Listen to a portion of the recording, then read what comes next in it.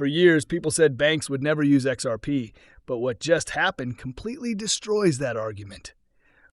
Hey guys, welcome back to Whiteboard Crypto Update. In today's video, we will talk about XRP. So be sure to stay focused, as you surely don't want to miss out on this. If you are new to the channel, be sure to subscribe to the channel and turn on post notifications by hitting the bell so you never miss any of our uploads. This video is for educational purposes only.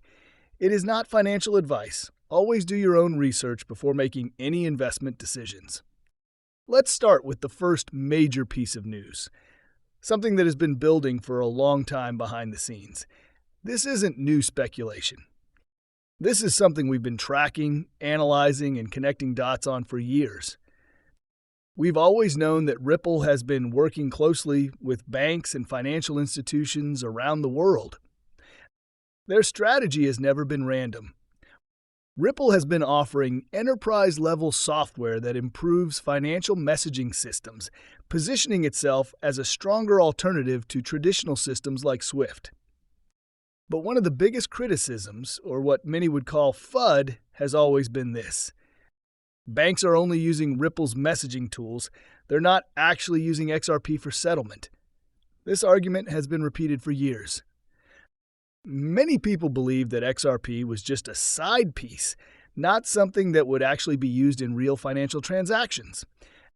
The reality is that argument completely misses the bigger strategy. Ripple's vision was never about forcing institutions into XRP immediately. Instead, their goal has always been to act as a bridge, introducing blockchain technology in a way that feels safe and practical for large financial institutions. They understood that banks wouldn't instantly jump into a completely new system, especially with regulatory uncertainty and the risks associated with new technology. So what did Ripple do? They built the entry point first. They offered messaging systems, custody services, treasury tools, and brokerage solutions, things banks already need today. This allowed institutions to partner with Ripple, get comfortable with their ecosystem, and gradually build trust. The long-term plan was always clear. Once these institutions are ready, they transition into using the XRP ledger for settlement. And now we finally have something extremely important: direct confirmation. A bank in Brazil, known as Braza Bank, has officially been confirmed to be using the XRP ledger for large-scale settlement. This is not speculation. This is not theory. This is a real financial institution actively using XRP's underlying technology for actual transaction settlement. As far as public information goes, this is one of the first clear confirmations where a named bank is directly using the XRP ledger in this way. And this is massive, because it validates the entire long-term thesis that XRP would eventually be used by banks, not just talked about, not just tested, but actually implemented. What we're seeing here is the beginning of a chain reaction. Ripple starts with simple solutions, messaging, software, easy integrations, and then gradually funnels institutions into deeper blockchain usage. At the center of all of this is the XRP ledger.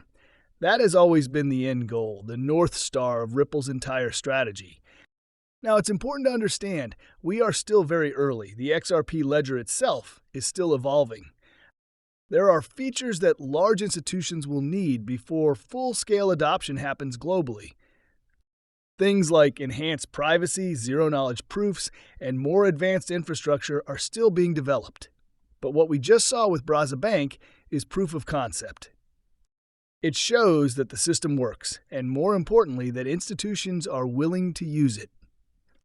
Of course, many people will look at this and say, if this is so big, why isn't the price moving? And that's a fair question.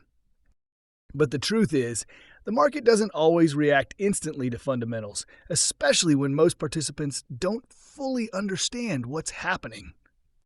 We are still in a phase where the majority of people don't grasp how blockchain will integrate into global finance.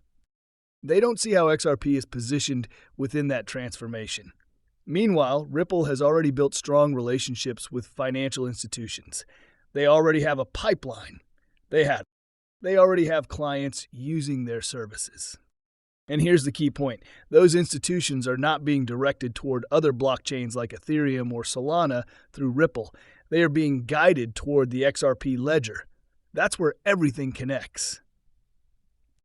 A lot of people focus too much on who is using it today, but they ignore the pipeline being built. They miss how Ripple is slowly moving institutions deeper into blockchain integration over time. As regulatory clarity improves and liquidity grows, this transition will accelerate. And that brings us to the second major factor, liquidity. For the past few years, we've been in a very tight liquidity environment. Interest rates have been high, and many investors have preferred to keep their money in safe returns rather than putting it into riskier assets like crypto. This has slowed down momentum across the entire market. But that environment is starting to shift. We are entering a phase where liquidity is expected to return. Policies are changing. Interest rates are likely to come down. Capital that has been sitting on the sidelines earning small returns will start looking for growth opportunities again.